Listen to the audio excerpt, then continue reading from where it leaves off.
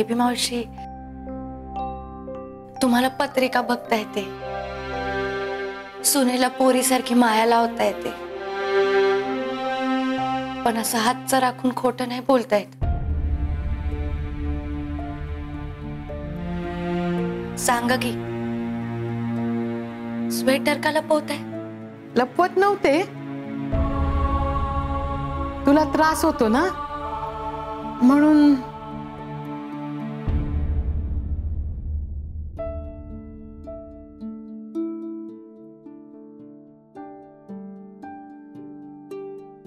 तुमचा पण विश्वास गमावून बसलीये का मी? माझा बाळावर नाही, बाळाच्या आईवर राग आहे. त्यामुळे तुम्ही बिनधास्त विणा बाळासाठी स्वेटर. मी तुम्हाला नवीन नवीन डिझाईन शोधून देईन. इकडे या, इकडे. कुणाची आहे ग बाय माझी? अगं बाळा, बाळावर राग नाही तसा आईवर पण ठेवू नकोस ना. कशाला राग धरतेस? तुम्हाला सगळ्यांना माझा फक्त रागच दिसतोय हो. त्या पाठीमागची माझी काळजी नाही दिसत आहे. आपल्या घरावर केवढं मोठं संकट आले ना याचा तुम्हाला अंदाज पण नाहीये. असो, तुम्ही एकदम बिनधास्त होऊन बाळासाठी स्वेटर विणा. मला काहीच प्रॉब्लेम नाहीये त्याचा. आलेच.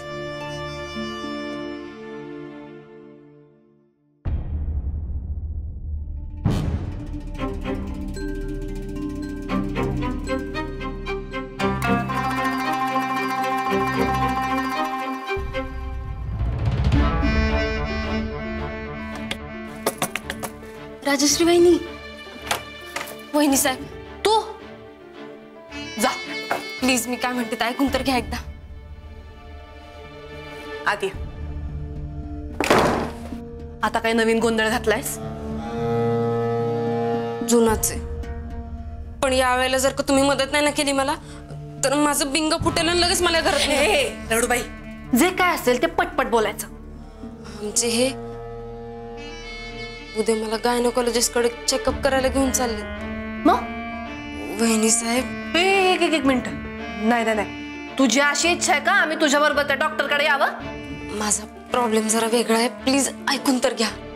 काय झालंय? प्रॉब्लेम असं आहे की उद्या बाळाला दाखवायला डॉक्टर कडे गेल्यावर दाखवायचं काय? म्हणजे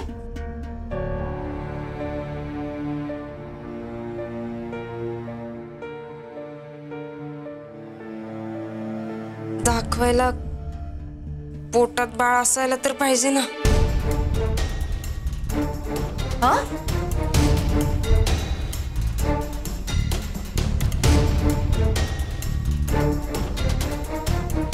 म्हणजे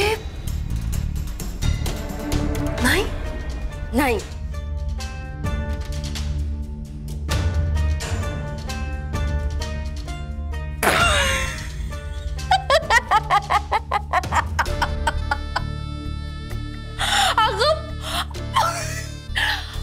म्हणजे ढाले पाटलाला वारस मिळणार, वारस मिळणारी बाहेर बॉम्ब बॉम्ब सुरू आहे. ते म्हणजे वाढून चितोडा फेसला पाणी. वहिनी साहेब, अहो तुम्हाला हसायला येतंय? उद्या डॉक्टर कडे गेल्यावर काय दाखवायचं काय सांगायचं काय ते सुचना झालंय. याचा विचार आधी करायला पाहिजे होता. अगं येडे, तुझ्या लक्षात नाही का आलं हे? तू पोटुशी आहे म्हणल्यावर कधी ना कधी तरी सुजित भाऊजी किंवा घरातलं कुणी तुला डॉक्टर कडे घेऊन जाणार म्हणून. एवढी साधी अक्कल नाही का ग तुला? मग काय सोल्युशन होतं माझ्याकडं? एक तर आई साहेबांनी अशा अटी घालून ठेवलेल्या, म्हणून मग मला ही आयडिया आली खोटं खोटं प्रेग्नंट व्हायची. कारण मला तेव्हा लग्न करून या घरात येणं गरजेचं होतं. म्हटलं या प्रॉब्लेमचं काय बघू, 2-3 महिने काहीतरी आयडिया करून चढवता येईल. पण बाबा काय ऐकतच नाहीये. आता उद्या चेकअपला गेलो आणि तेव्हा बाळ नाही दिसतं तर काय करायचं काय सुचत नाहीये. आम्ही सांगतो काय करायचं ते. सांगता? सांगू? सांगा की. उठ. हा? उठ. इकडे हो.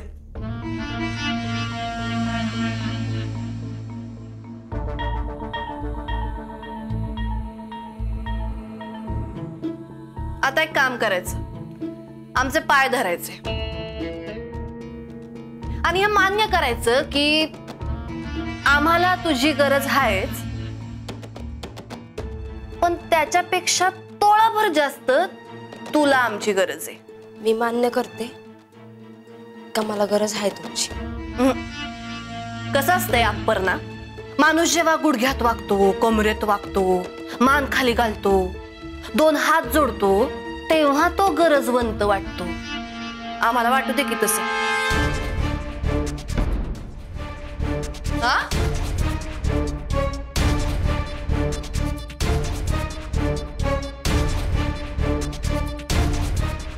सांगा. पाय धर.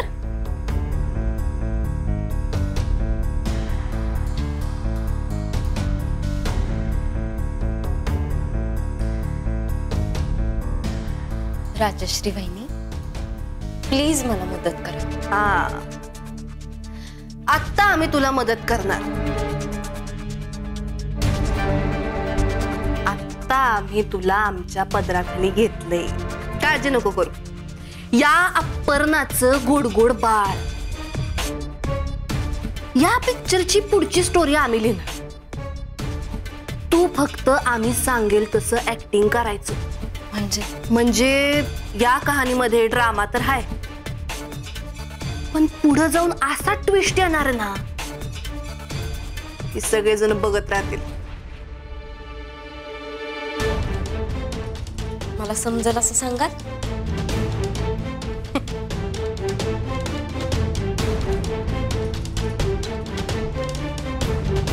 आतापर्यंत या घरात त्या संजीवनीला सगळेजण हिरोईन मानायचे, पण इथून पुढं ती डाकू, डायन, काय म्हणतात ते,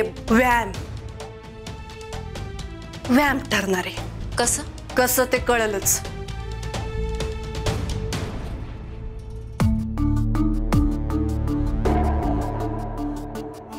सर्वेश, कॉफी आण रे अजून एक.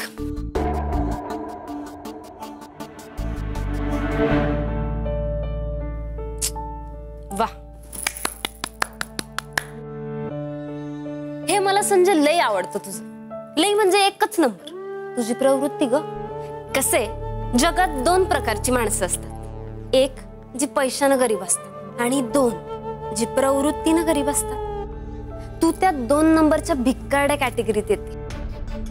म्हणजे बघ, तुला समजा ना, कोणी सोन्याचं ताट जरी दिलं ना तरी तू तर जेवणार नाही. ते ताट आपल्याला घासायला दिले असं म्हणून घासून परत देशील. आलं काय साहेब?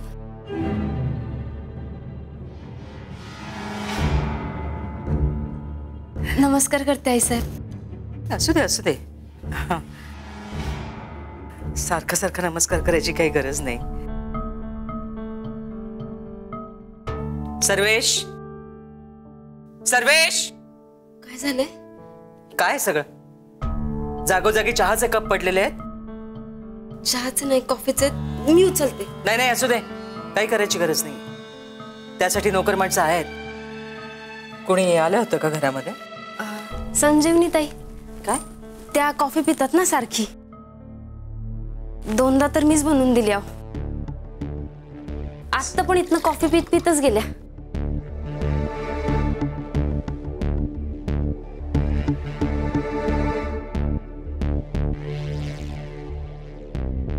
तुम्ही नव्हत्या तर खूप एकटं एकटं वाटत होतं आई साहेब. खरं का? बरं, तुम्हाला चहा आणू की काही खायला आणू थोडस? नाही नाही, आम्ही या वेळेला काही खात पित नसतो.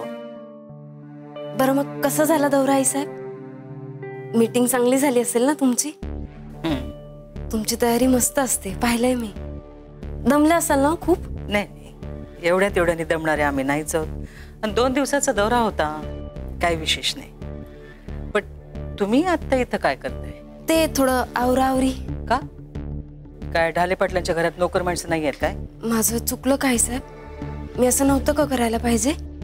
नाही नाही, तुमचं चुकलं असं नाहीये, पण स्वतः काम करण्यापेक्षा त्या कामासाठी जी माणसं ठेवली आहेत त्यांच्याकडनं काम करून घेणं हे खूप मोठं काम आहे. हे तुम्ही लक्षात ठेवणं मस्ट आहे.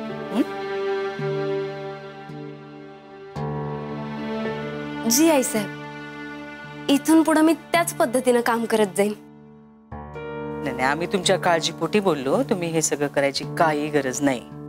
तुमचं एकच काम आहे, तुमच्या पोटातल्या बाळाची काळजी घेणं. ते फार मोठं काम आहे. असं रात्र फार झाली आहे, अशी जागरण करणं बरं नव्हे. तुमच्या झोपायच्या खाण्यापिण्याच्या सगळ्या वेळा म्हणजे असं टाइम टेबल करायचं आणि ते फॉलो करायचं.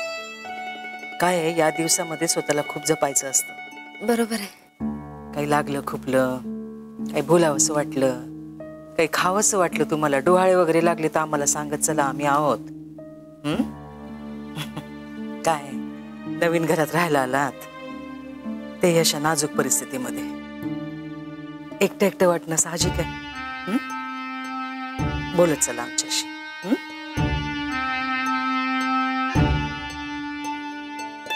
एक सांगू का तुम्हाला, तुमच्या पोटात वाढणाऱ्या ढाले पाटलांच्या वंशाच्या दिव्याची तुमच्या इतकी नाही,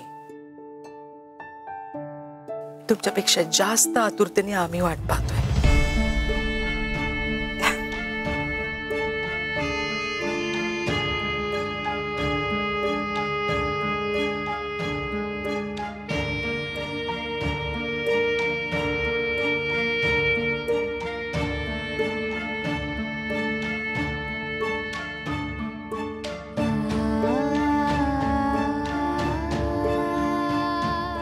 रात्र बरीच झाली आहे, सगळ्यांनीच आराम करणं मस्त आहे.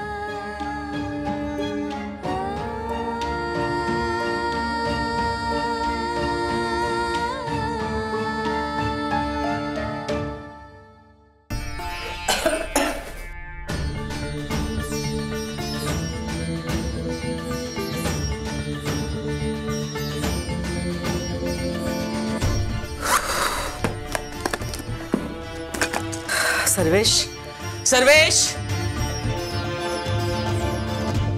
आई साहेब, काय?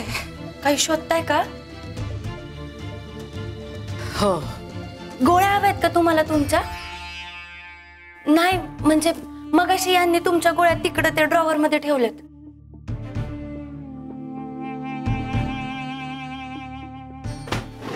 खालच्या ड्रॉवर मध्ये.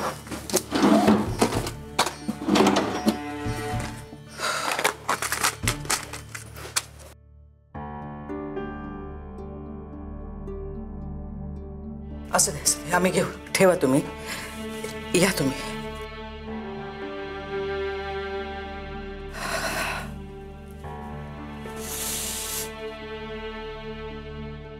मिळाल्या गोळ्या, घेऊ आम्ही.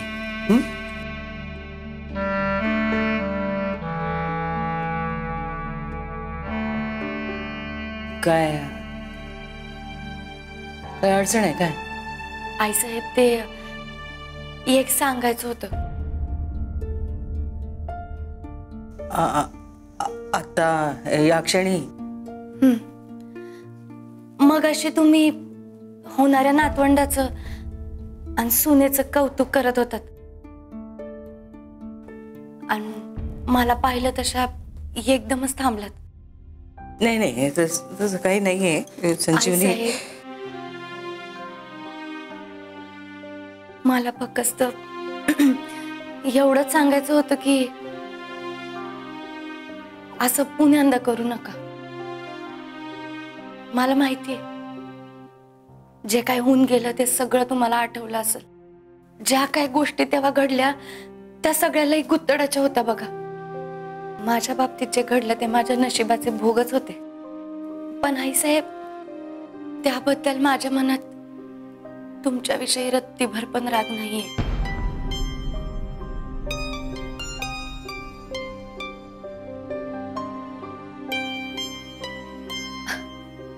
आता ज्यांचं हे मूल होतं तेच माझ्या पाठीशी उभे नाही राहिले तर तुम्हाला तरी काय दोष द्यायचा म्हणा.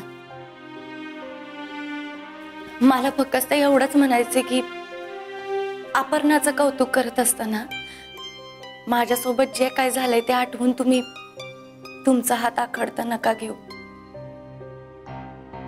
एकदम मन मोकळेपणानं तिचं कौतुक करा, तिचे लाड करा. झालं, एवढंच सांगायचं होतं. न विसरता फक्त गोळ्या घ्या. Good night.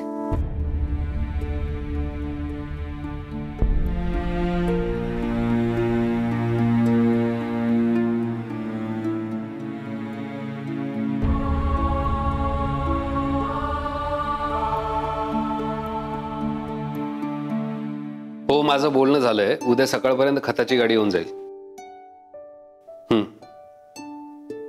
तुम्ही सगळे पोहोचा शेतावर. मी 10 पर्यंत पोहोचतो.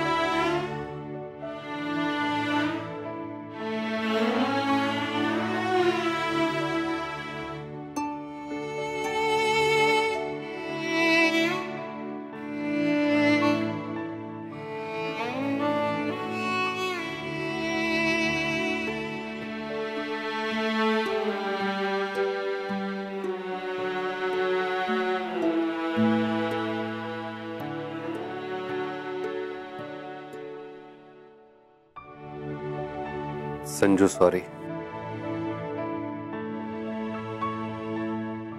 अहो, तुम्ही उगाच कशाला सॉरी म्हणताय? कारण माझं चुकलं. काल मी पुन्हा तुला या घरात एकटं पाडलं. मी असं वागायला नको होतं संजू. अहो, हे माझंच घर आहे, माझीच माणसं आहेत, आणि त्यांच्यात कुठे एकटं पाडणार तुम्ही मला? तू का असं वागतीये?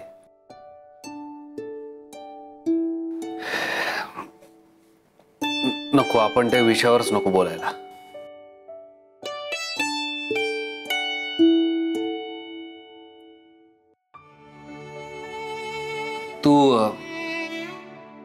तू असं कर ना, उद्यापासून माझ्यासोबत शेतावर चल. म्हणजे काही दिवसानंतर तुझी ट्रेनिंग आहे. काही दिवस उरलेत तर आपल्याला सोबत घालवता येतील.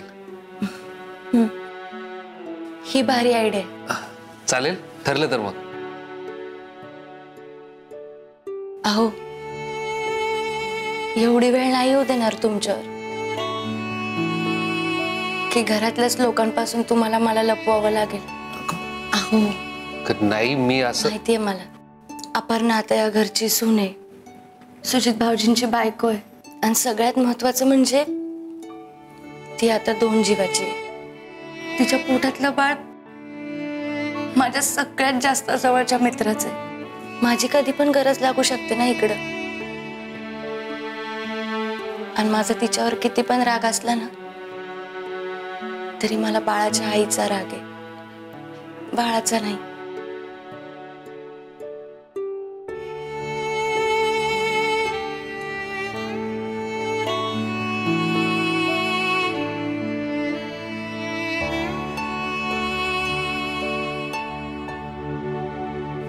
बघ ना कसं सगळं उलट झालंय. म्हणजे माझ्यात आणि सुजामध्ये 7 वर्षांचं अंतर आहे, आणि आता आपल्या बाळामध्ये आणि सुजितच्या बाळामध्ये 7 वर्षांचं अंतर असणार आहे. आणि आता आपलं बाळ जेव्हा होईल तेव्हा त्यांच्यातही तेवढंच अंतर असणार आहे. म्हणजे आत्ताच कुठे आपल्याला प्लॅनिंग करता येणार आहे? तू फोर्स जॉईन करणार, मग ट्रेनिंग, मग 4 वर्षांची सर्व्हिस, मग कुठेतरी आपण प्लॅनिंग करणार. अहो पण संजू, प्लॅनिंग तर करावीच लागणार ना. मला माझं बाळ हवंय, आणि माझं वाढतं वय पण कन्सिडर करावं लागेल ना मला.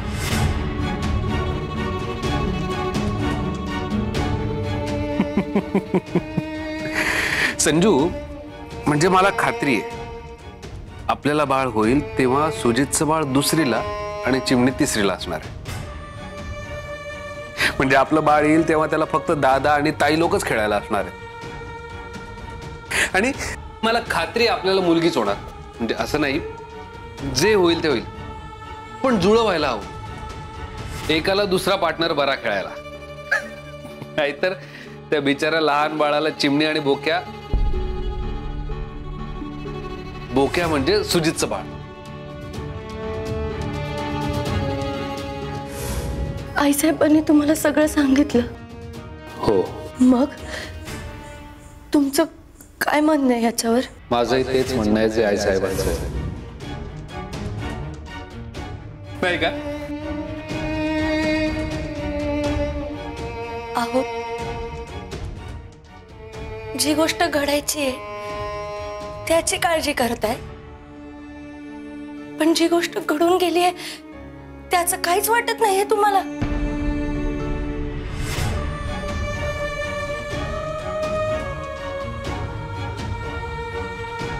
म्हणजे काहीच नाही?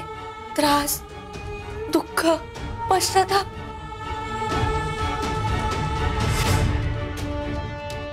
तू माझ्याशीच बोलतीये ना?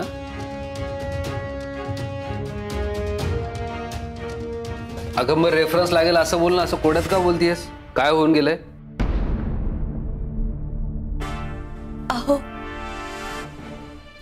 आपलं बाळ. रंजा, संजू, अपर्णाच्या पोटात खूप दुखायला लागलंय.